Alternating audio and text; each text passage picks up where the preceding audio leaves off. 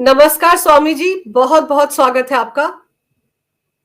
जी। ओम नमो। आपका बहुत बहुत आभार, बहुत बहुत आभार अनुज पंकज जी का, हृदय की गहराई से। स्वामी जी, योगी सरकार में अभी आप देख रहे हैं उत्तर प्रदेश में मस्जिदों से लाउड स्पीकर हटाने की जो कवायद चल रही है उसको लेकर बड़ा बवाल मचा हुआ है। आप कैसे देखते हैं इस पूरे मामले को? जी, मैं बहुत अच्छा मानता हूं कि पूरा देश और पूरी दुनिया जागरूक हो रही है वॉइस पॉल्यूशन के खिलाफ। और आज से कई वर्षों, सैकड़ों वर्षों पूर्व हमारे भारत के अंदर एक बहुत बड़े कवि हुए और बहुत बड़े संत हुए, बहुत बड़े विचारक हुए। उनका नाम था संत कबीर। संत कबीर जी उस समय पर देख रहे थे कि कैसे अराजकता फैल रही है और कैसे मजहब के नाम पर पॉल्यूशन फैलाया जा रहा है वॉइस का। लोग साधना नहीं कर पाते थे। तो आज से 400 वर्षों के पूर्व संत कबीर जी कह कर के गए कि काकड़ पाथर जोड़कर, काकड़ पाथर जोड़कर मस्जिद लियो बनाए। ये योगी आदित्यनाथ जी ने नहीं कहा, ये स्वामी जितेंद्रानंद सरस्वती नहीं कह रहा, ये आरएसएस बजरंग दल नहीं कह रहा, नको नहीं। ये कौन कह रहा? आज से 400 450 वर्षों पूर्व संत कबीर।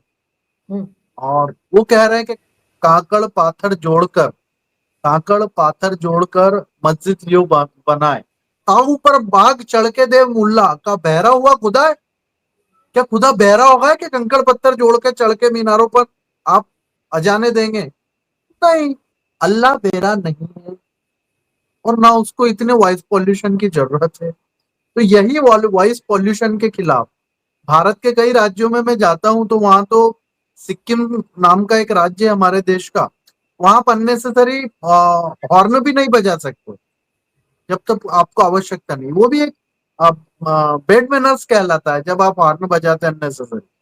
और यहाँ तो किसी को आवश्यकता नहीं है। इसका मजहब से कोई लेना देना नहीं है। ये सीधे सीधे एक प्रकार से किसी दूसरे को परेशान करने का, आपकी आस्था, आपका धर्म, आपकी नीति रीति हमारे पास है। मैं मंत्र जाप करता हूँ, मैं अपने बंद कमरे में मंत्र जाप करता हूँ, मैं अपने ईश्वर को मन में याद करता हूँ ना। ईश्वर के स्वरूप को हम किस प्रकार से देख रहे हैं। और वो तो खुद कह रहा है कि निराकार है, उसके तो कान ही नहीं है। फिर जब कान नहीं है, निराकार है, तो मन से याद कर लो ना, क्यों चीखने चिल्लाने की दूसरों को परेशान कर रहे हैं। तो मैं योगी जी का बहुत हृदय की गहराइयों से एक शासक के रूप में, एक जनता के सेवक के रूप में उन्होंने जो कार्य किया है, और केसरिया पहने हैं तो मुझे तो विशेष प्रेम है उनसे। लेकिन उन्होंने बहुत अच्छा कार्य किया है और उन्होंने मजहब, उन्माद, इस सबसे ऊपर उठ करके समाज को एकता की धारा में जोड़ा है कि कोई चीख चिल्लाहट नहीं, परमात्मा को याद करना है, अपने मन में याद कीजिए। और सही भी है कि भीड़ में तो भेड़े जाती है। हाँ, संत लोग तो एकांत में रह करके साधना करते हैं।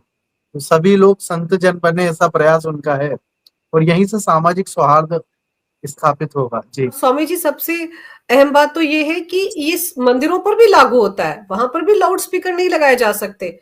सब पे ये फैसला लागू है योगी सरकार का, और ये सुप्रीम कोर्ट की गाइडलाइंस है, ये नियम कायदे सब पे लागू होते हैं, किसी एक धर्म विशेष पर थोड़े ही लागू हो रहे हैं। नहीं, बहुत अच्छा आपने कहा। मैं इसके लिए एक एग्जांपल देता हूँ कि सन 2001 की बात है। तब तो शायद सरकार नहीं था बीजेपी का, तब तो शायद सरकार नहीं था किसी राजनीतिक दल जो हिंदुओं का है उसका। लेकिन मैं एक मंदिर में बैठा था, श्रीनाथ जी के मंदिर में। और वहां पर उस समय के तात्कालिक कलेक्टर ने पुलिस फोर्स भेजा और कहा कि ये जो ऊपर लाउड स्पीकर है इसको बंद किया जाए, क्योंकि बच्चों का बोर्ड का एग्जाम है। और बिल्कुल हम सभी वहीं दर्शन कर रहे थे, हमने स्वतः उसके बटन बंद करके उसको पैक करा दिया। श्रीनाथ जी के मंदिर की घटना बता रहा हूँ, 2001 की बता रहा हूँ मैं, 2022 23 20 की नहीं बता रहा। इतने वर्षों पूर्व, 24 वर्षों पूर्व अगर, और तब हमने कोई आंदोलन नहीं, क्यों आंदोलन करने का? अरे किसी को अनायास अगर हमारी वजह से बिना जानबूझे भी अगर वो परेशानी हो रही है, तो हमारी गलती स्वीकार करके और हमें उस पर काम करना चाहिए। ईश्वर चीखने चिल्लाने से नहीं मिलता। चींटी के पांव में बंधे घुंघरू भी सुनता है ईश्वर। ये भी कबीर जी क्या करके गए। कि चींटी के पाँव में घेवर बाजे वो भी सुनता है रे तेरा खुदा। बहरा नहीं है, ईश्वर बहरा नहीं है, राम सबकी सुनते हैं। अब ये पता नहीं कौन लोग हैं। जब लाउड स्पीकर नहीं था तो ये क्या करते थे? इन लोगों को पूछना चाहता हूँ कि तुम लाउड स्पीकर तो अभी आया, फिर पहले जी आप क्या करते थे? इलेक्ट्रिसिटी तो अभी आई है, तो फिर आप क्या करते थे? कबीर जी के टाइम पर भी आप चीख चिल्लाहट करते थे, मतलब आप चीख ही रहे थे ना। तभी तो कबीर जी ने कहा ना काकड़ पाथर जोड़ करके। तब मतलब मीनारे नहीं थी तो कंकर पत्थर जोड़ जोड़ करके ये चिल्लाते होंगे, स्वाभाविक है। तभी संत कबीर क्या करके थे, जाकर के केस कर दो संत कबीर पर कि ये दोहा क्यों लिखा था। पर स्वामी जी, अभी महाकुंभ संपूर्ण हुआ है। आप देखिए, करोड़ों लोग, मतलब 66 से 67 करोड़ लोग वहां पर स्नान करने के लिए गए संगम तट पर। अब आप देखिए, योगी जी ने खास व्यवस्था की है कि संगम का जो जल है वो फायर ब्रिगेड के टैंकर्स में भर भर कर यूपी के 75 जिलों में पहुंचाया जा रहा है, ताकि जो लोग नहीं जा पाए महाकुंभ में वो भी स्नान कर सकें। इसको लेकर भी बड़ा हो हल्ला मचा है कि ये क्या मतलब है, फायर ब्रिगेड की गाड़ियों का ऐसा इस्तेमाल क्यों कर रहे हैं योगी, जबकि सनातनी तो खुश है कि जो नहीं जा पाए कम से कम उनके शहर में जो मंदिर में सरोवर होगा वहां पर वो जल डाला जाएगा तो वो तो स्नान कर सकता है। इसको आप कैसे देखते हैं? अरे आपने बोला और मेरे रोम रोम में ना प्रफुल्लता की वजह से वो एक मतलब अलग ही आनंद का महसूस, वो रोम रोम मेरा प्रफुल्लित हो गया है, कह सकता हूँ।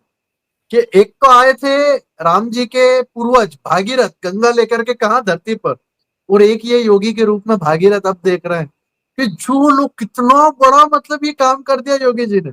मैं तो हाथ जोड़ करके यहीं से योगी जी के लिए बहुत प्रार्थना करता हूँ कि योगी जी इस देश को नहीं दुनिया को मार्गदर्शन दे रहे हैं कि जो लोग आस्था में तो हैं, श्रद्धा में तो है, लेकिन पहुंच नहीं पाए किसी कारण से, उनके घर तक गंगा पहुंचा रहा है। वाह वाह योगी जी, जय हो, आपकी सदा ही जय होगी। और ये भागीरथ, मैं योगी जी का भागीरथ प्रयास कहूंगा।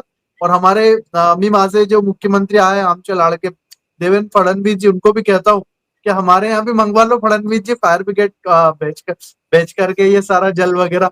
और मैं एक और बात कहना चाहूंगा, आपने कहा कि फायर ब्रिगेड, तो क्या फायर ब्रिगेड का इस्तेमाल क्या सिर्फ आपदा में ही अपघात के समय ही किया जाए? कितना बढ़िया उपयोग है। ये बंद रखी हुई फायर ब्रिगेड अगर धर्म के काम में आ रही है तो किसको क्या प्रॉब्लम हो रही है? हमारा टैक्स का पैसा है, हमने पैसा देते, सरकार उसका उपयोग धर्म के लिए कर रही है, बहुत अच्छा है। अधर्म के लिए तो नहीं कर रही ना। अरे दारू दारू, बियर बियर, वोदका वोदका भर के तो घर नहीं भेज रहे हैं ना।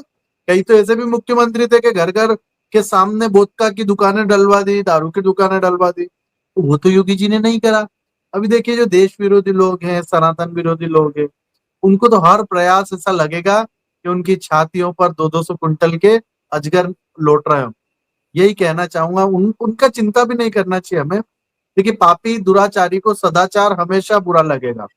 एक गुंडे व्यक्ति को सदाचारी व्यक्ति दुश्मन ही दिखता है। तो ये जो सदाचार का एक माहौल बन रहा है, धार्मिक आस्था का माहौल बन रहा है, ये कुछ दुष्ट प्रवृत्ति के लोगों को अच्छा नहीं लगेगा, रास नहीं आएगा।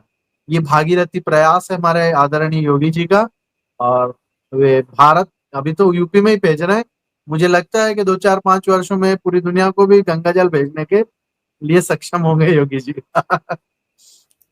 स्वामी जी, हाँ महाकुंभ को बदनाम करने की कितनी साजिशें हुई। हाँ समाजवादी पार्टी के जो अध्यक्ष है अखिलेश यादव, उनकी पार्टी हाँ के राज्यसभा सांसद है राम गोपाल यादव, और फिल्म हाँ स्टार अमिताभ बच्चन की पत्नी जया बच्चन जो कि राज्यसभा सांसद है समाजवादी पार्टी की तरफ से, इन्होंने जो भगदड़ मची थी उसको लेकर बहुत कुछ कहा था। यहां तक कहा था जया बच्चन ने कि शव जो है उनको गंगा में बहा दिया गया ताकि किसी को पता ना चले।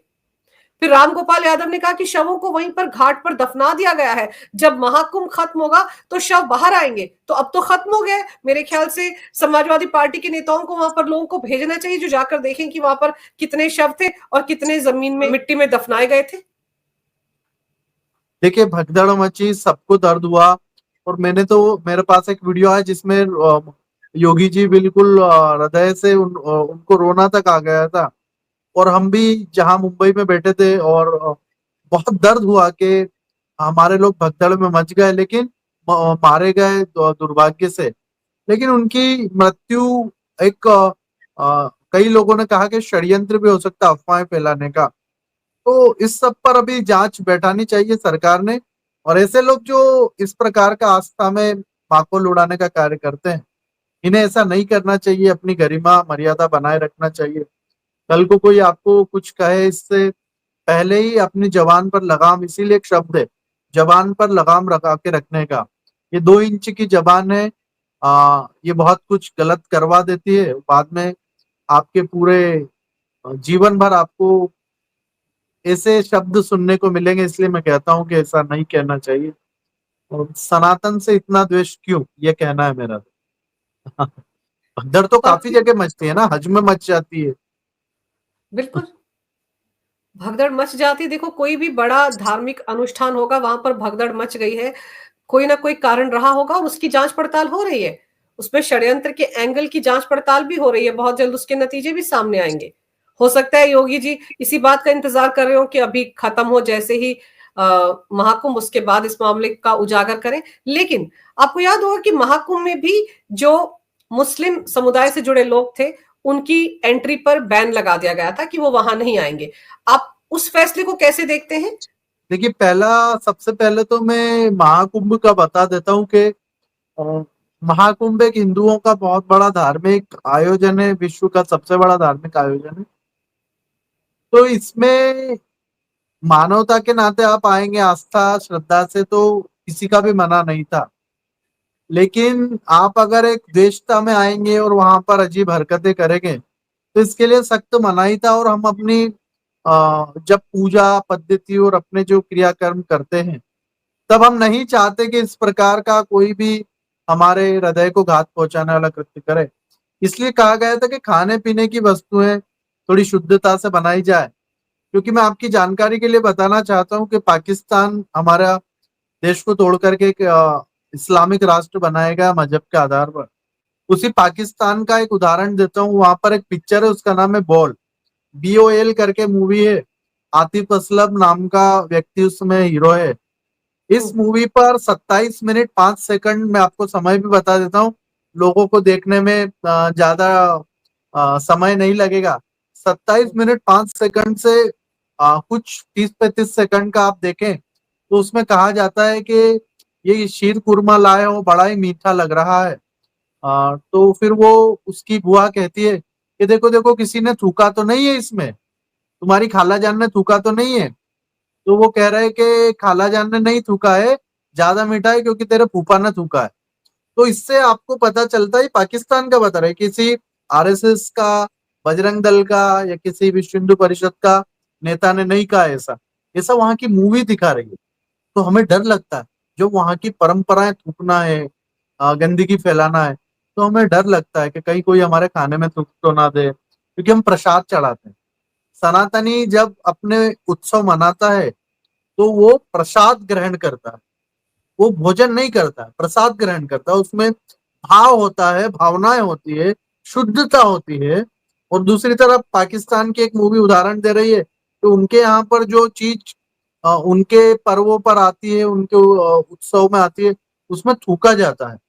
तो बस इतना ही कहना चाहता हूँ कि ये थूक और मूत और गंदगी, छींक, मेरे पास मेरठ की घटना है, गाजियाबाद की है, ऐसी लाखों घटनाएं दुनिया में हो चुकी है।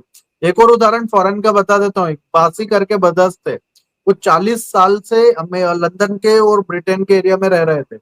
वो लगभग 22-23 वर्षों से पूरे इंग्लैंड के लोगों को मानव मल खिला रहे थे, खाने में मिला करके। तो इस प्रकार से डर लगता है। हम तो साधु जन है, संत जन है, तो हमारा ऐसा दुष्टता वाला स्वभाव भी नहीं रहता किसी से द्वेषता का, लेकिन गंदगी से बचना चाहते हैं। इसलिए कहा गया था कि खाने में मिलावट करने के लिए ना आए कुंभ के अंदर। बाकी आए, स्नान करें, बहुत सारी बच्चियां हैं। अभी हमारी बहुत सारी करीब अ, आप मान के चलिए कि 135-40 लड़कियों को तो मैंने खुद भेजा था कुंभ में, मुस्लिम लड़कियों को। और वो नहा के आई बराबर, बुरके में गई। करोड़ों, 60 करोड़ हिंदू जहां इकट्ठे हुए, वहां पर बुरके में लड़कियां जाकर स्नान करके आ गई। किसी ने कुछ भी नहीं बोला। लेकिन क्या एक लड़की भगवा पहनकर हज जा सकती है? मैं तो आपसे ही पूछ रहा, जा सकती है क्या? अरे हज छोड़ दो, किसी मुंबई के भिवंडी में जा सकती है क्या? जाएगी तो मार देंगे। आपको उदाहरण देता, रवीना टंडन नाम की हमारी अभिनेत्री है, खुद के घर के बाहर से निकल रही थी, वही उनको उनके ड्राइवर को पीट दिया। तो आप तो आपके घर में भी सेफ नहीं। कि जो कानिफ नाथ में भी तो यही हो रहा है ना, वहां पर भी तो लोगों ने कहा है कि इनकी एंट्री बैन हो, क्योंकि इस तरह की गंदगी फैलाएंगे तो कौन चाहेगा। और लोग ये चाहते हैं स्वामी जी कि जो प्रसाद है, हमारा फूल है, या हम जो भी सामग्री भगवान को अर्पित करते हैं, वो उनके हाथों से होकर ना आए, क्योंकि उसमें भी पता नहीं क्या क्या मिला होगा, क्या क्या थूका गया होगा। अब ये वहम भी तो होता है। नहीं, सिर्फ थूक की बात नहीं है, मूत्र मिला रहे और गंदगी सारी प्रकार की चीजें मिला रहे हैं। दुष्टता का भाव हमारे यहाँ तो दृष्टि के देखने को भी मना है, इसलिए पुजारी जब तक मंदिर में प्रसाद नहीं चढ़ा देता, तब तक आंखों पर भी कई बार पट्टी बांध के ले जाते हैं प्रसाद को। तो हमारे यहाँ तो दृष्टि के भाव को भी देखा गया है। यहाँ पर ये अवशिष्ट देखिए, जिनके दिमाग में गंदगी चलती रहती, वो इस प्रकार के अवशिष्ट पदार्थ हमारे शरीर से जो निकलते हैं, उनको छी खाने में, भोजन में मिला रहा है। तो ऐसे पापियों को तो हम कैसे देख सकते हैं। आस्था है तो आप आओ ना दर्शन करने। गणेशनाथ का मंदिर सभी के लिए खुला है, लेकिन वहां पर दुकानें क्यों लगाने का। और देखिए, मैं और उदाहरण बताता हूँ। मैं जब सीएसटी स्टेशन के पास से निकलता हूँ या अंधेरी साइड में जाता हूँ, अंधेरी एक बहुत पॉश एरिया, बैंड्रा जाता हूँ, वो भी हमारे आश्रम से ज्यादा दूर नहीं है। तो बैंड्रा, अंधेरी, ये तो मुंबई तो आर्थिक राजधानी, यहाँ पर ऐसे ऐसे होटल है जहां पर लिखा है हलाल होटल। बताओ अब आप, हलाल और हराम दो नाम मैं आपको बता रहा हूँ। ये किसने बनाए? ये सनातनियों के तो नाम नहीं है ना। हलाल और हराम करके आपने पार्टीशन किया है। आपने सनातनियों की सारी चीजों को हराम बताया है, और फिर आप कह रहे हैं कि हमारे साथ द्वेष हो रहा। द्वेष नहीं हो रहा। आपको जो चाहिए, आपके हलाल चीजें आप कर रहे हो ना, उसमें कोई रोकने नहीं गया। लेकिन आप हिंदुओं के मंदिरों तक घुस रहे हैं, हिंदुओं के घरों में घुस रहे हैं, हिंदुओं के घरों में वॉइस पॉल्यूशन फैला रहा है। सुबह 4 बजे हिंदू साधना करता है, शांति में बैठता, वहां पर तुम चीख रहा है, चिल्ला रहा है, लाउड स्पीकर लगा रहे, ये गलत है। तो इनकी वजह से, देखिए, पहले सनातन बोलते थे, क्या कहते थे, हम सनातनी हैं। लेकिन जब से इन लोगों ने कहना शुरू किया कि हम काफिर है, काफिर है, तब हिंदुत्व खड़ा हुआ है। उठ करके हिंदुत्व कब खड़ा हुआ? हिंदू किसी से देश नहीं रखता, लेकिन हिंदू कब बना? जब ये मुसलमान बन के सामने आए, तो हिंदू दिखेगा इनको, फिर हिंदुत्व भी दिखेगा। जब ये मजहबी कौमी रंग दिखाएंगे, तो सनातनी डरता है क्या? सनातनी मौत से भी नहीं डरता है। शंभाजी महाराज कह करके गए, हम मौत के घुंघरू बांधकर नाचते हैं बेटा रण में मुल्लो। तो फिर हम क्या तुमसे डर जाएंगे क्या? तुम अगर मजहबी बनोगे, तो हम तो सनातनी है। हम तो कहते हैं कि नैनम छिदंती शस्त्राणी, नैनम दहती पाव का। हमारी आत्मा नहीं जलने वाली, हमारे आत्मा को छेद नहीं होने वाला शस्त्र से। तो हम तो वो बात को मानने वाले लोग हैं। तो हम हमारे मंदिरों में किसी भी प्रकार की इनकी दुकान नहीं लगने देंगे। बात सिर्फ कनिफनाथ मंदिर की नहीं है, बात सारे सनातनी मंदिरों की है। तुम्हारी जरूरत क्या है? मेरे अंगने में तुम्हारा क्या काम है? सनातनी पूछ रहा ना कि जो आप आपके हज में हमें नहीं घुसने देते, तो फिर कहते हैं कि हज तो अरब का मामला है। अरे तो तुम उसी सोच के तो हो। तुम्हारा नाम क्या है? याकूब। ये याकूब कोई हिंदी नाम है क्या? याकूब कहाँ का नाम? फिर कह रहे इरशाद। इरशाद कहाँ का नाम है? अब तुम जिस एयरवे लैंग्वेज में भगवान को कह रहे हैं कि हम आराधना करते हैं अजान दे करके, वो किस लैंग्वेज में? इसका भी उदाहरण मैं आपको बहुत अच्छा देता हूँ। एक टर्की में एक राजा हुए, उनका नाम है कमाल पाशा, और वो वहां के नेता थे, बहुत बड़े लीडर थे। तो कमाल पाशा ने वहां के मौलवियों को बुलाया और बोला कि क्यों मौलवी जी, ये अजान जो दे रहे हो कहाँ की भाषा में है? बोले तो अरबी है। तो बोले, मौलवी जी, क्या आपने अल्लाह को टर्की नहीं आती क्या? तुम अल्लाह अकबर कह रहे हो, तो ये टर्किश में कहो, टर्की भी सुनना चाहिए अल्लाह को तो। अरे सब सुनना चाहिए ना, अल्लाह अल्लाह है। अगर तुम कह रहे कि सर्वव्यापी है, निराकार है, ये वो है, तो उसे टर्की भी आनी चाहिए, संस्कृत भी आनी चाहिए। लेकिन तुम एक ही भाषा के गुलाम क्यों हो गए? तो बस इतना ही कहना है कि ये सब लोग अरब की तरफ आस्था रखते हैं और भारत से नफरत करते हैं। ये अरब के कल्चर को भारत में फॉलो करते हैं। वहां पर बुर्का, हिजाब एक अलग प्रथाएं थी, रेत से बचने के लिए और उनकी कुंठाओं को दर्शाने के लिए था। लेकिन भारत के अंदर यह लोग धार्मिक द्वेषता फैला रहे हैं, हिंदुओं से कौमी एकता दिखा रहे हैं। क्या कहते हैं ये लोग? या लोग कहते हैं कि तेरा मेरा रिश्ता क्या, ला इलाहा इल्लल्लाह। तो भैया हमारा क्या फिर?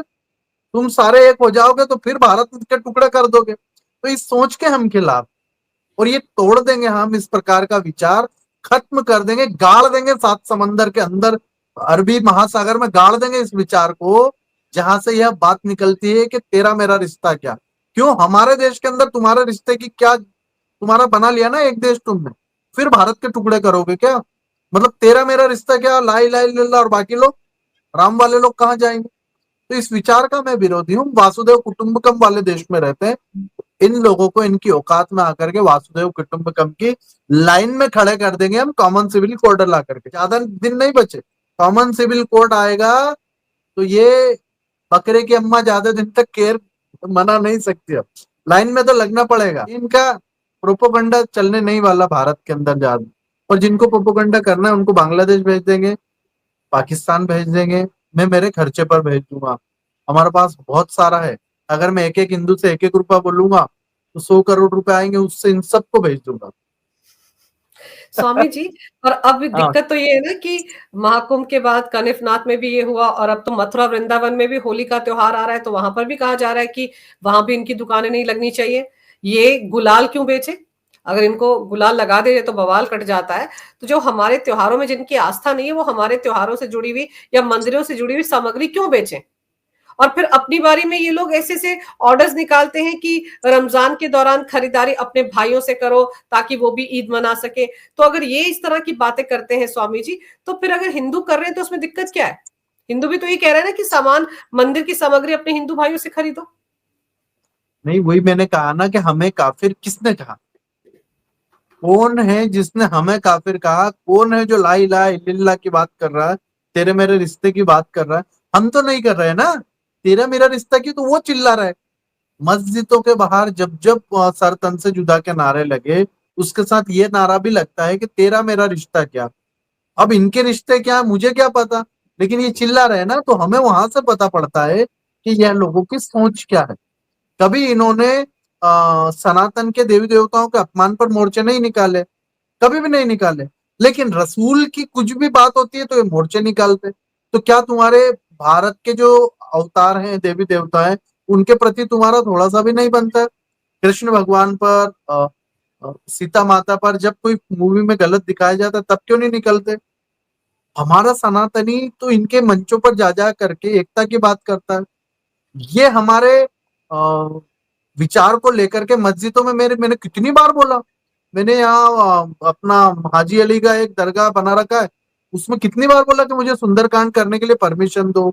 मैं भी अपने विचार आप लोगों को सुनाना चाहता हूँ। अगर तुम ही भोपू में चिल्लाओगे तो चलेगा क्या? हमारे विचार भी तो सुनो। तो बोलते नहीं नहीं, छाप तिलक सब चीनी, तो से नैना मिलाई के। आमिर खुसरो ये कहता है, लेकिन ये नहीं बोल करके गए आमिर खुसरो कि टोपी, लुंगी, पजामा, हिजाब ये चीनी, तो से नैना मिलाई के। क्यों सिर्फ टोपी और यही छीनना था क्या? हिजाब, नमाज ये क्यों नहीं छीना?